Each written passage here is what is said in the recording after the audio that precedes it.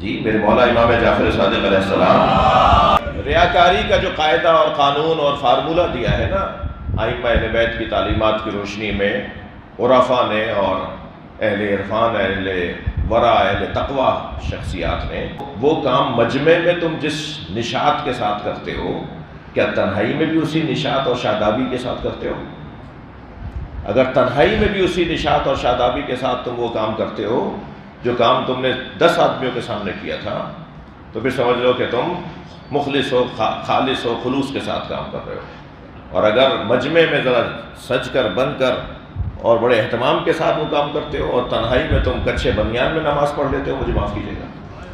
مجمع میں تو تم سوٹ بوٹ میں نماز پڑھتے ہو، مگر کمرے میں، بند کمرے میں ہو تو کچھے بنیان میں بھی نماز پڑھ لیتے ہو، تو پھر خود طے کرو کہ یہ ریاکاری والا کام ہے۔ اگر تم سچے ہوتے تو بند کمرے بھی خوشبو لگا کے، پرفیوم لگا کے، بال بنا کے، کلف کے کپڑے پہن کے مصلی کے اوپر سجا کر بیٹھتے، سج کر بیٹھتے، جیسے تم سب کے سامنے مصلی پہ سج کے بیٹھتے ہو۔